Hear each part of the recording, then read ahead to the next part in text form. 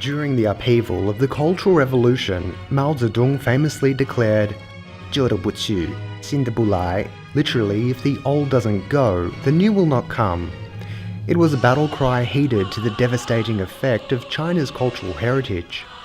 Beijing's ancient city wall was demolished, temples were burned, and centuries-old relics were destroyed. History had been lost forever, or so it seemed. Nowadays, cultural heritage is protected by the state and promoted to the public at around 3,000 museums nationwide. This video examines 2 such museums while also exploring the important role digital innovation plays in preserving and popularizing cultural heritage. On the one hand, museums in China fulfill an important role by rooting political authority and instilling unity. On the other hand, they are experimenting with digital innovation to attract diverse audiences and stave off redundancy. As Con argues, this trend can be attributed to people's lost faith in the ability of objects alone to tell stories and convey relationships. For example, digital media helps tell the story behind these 1,500-year-old coffins and their imperial owners. For Chinese cultural heritage institutions, the task of managing the rise of digital innovation is fraught with challenge. As the world's largest smartphone market, people can access endless information and see national treasures up close using platforms like Baidu's Museum Project. Scholars also observe the tension between education and edutainment at museums. Henning argues digital media makes it possible to produce deeper and more diverse engagement between visitors and museums, while Black Notes of Web offers an alternative to museums' authority, raising questions about what expertise actually means in contemporary culture. But let's step out of the virtual world and go back to the real world for a moment. In the heart of the Chinese capital, nestled among the trees, lies the labyrinth of Hutong alleyways.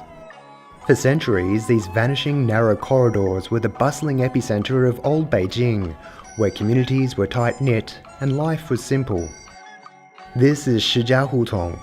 With a history of almost 800 years, it's one of Beijing's oldest hutongs and was home to many Chinese intellectuals and officials. It's also home to a unique cultural heritage institution, the first Hutong-themed museum. Entering the museum's courtyard, or Siheyuan, it's soon clear that digital media plays a key part in visitors' experience. A touchscreen allows users to browse the bios of those who once lived here, while a projector screens testimonials of locals who reflect on the Hutong's rich cultural heritage. Displays of household items typical in Beijing homes in yesteryear allow visitors to conceptualize China's rapid modernization from Mao to now. However, the museum's most dynamic digital exhibit is tucked away in this tiny room.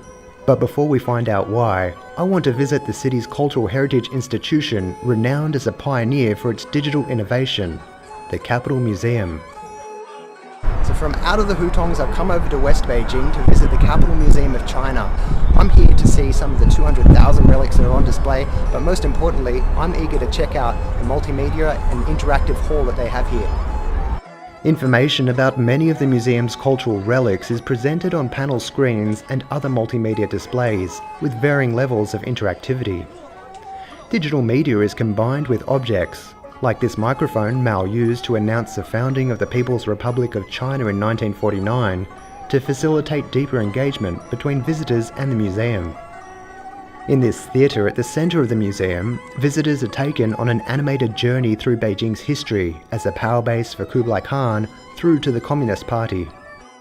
Nearby computers provide a gamified platform for visitors who can piece together Ming Dynasty artworks, learn calligraphy brushstrokes, admire scroll paintings, and engage in other activities that deepen their understanding of Chinese culture. At first glance, this kind of digital media doesn't seem all that innovative. Interactivity and user agency rest at the lower end of the spectrum, promoting what Henning would describe as a channel-flipping form of attention. But the presence of digital media nonetheless signals a shift in Chinese museums from being tools for political education to a fledgling, if anxious, desire to be modern, market-oriented institutions. Back at the Shijia Hutong Museum, curators have discovered that an effective way into visitors' hearts and minds is through their ears. Beijing can feel like a sensory overload with its impressive sights and succulent tastes. However, its sounds also form a unique part of its cultural heritage, not least because they've been preserved through digital innovation. Long before the modern din of taxis and subways,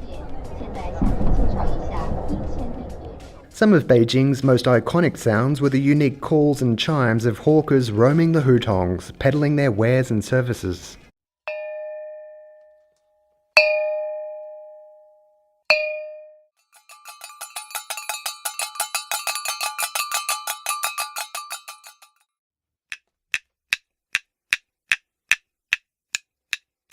As a native Beijinger, my wife Xiaojing found the Hutong Museum's sound booth of particular interest. Although she only recognised the chime of the knife sharpener, there was a poignant moment listening to sounds familiar to her ancestors. It is exactly these kinds of experiences that demonstrate how digital innovation and museums thrive in collaboration with each other.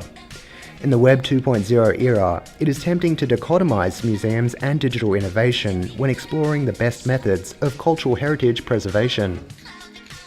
However, here it is useful to revisit Mao's famous words.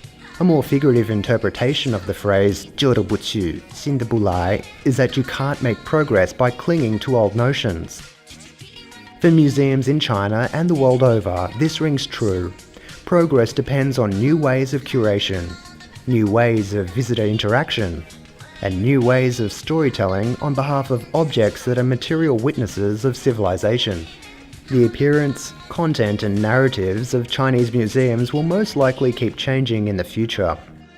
The complementary nature of old artifacts and new media, from scrolls to sound booths and tombs to touchscreens, can help museums continue to provide a unique tool to map and explore the itinerary of culture and society.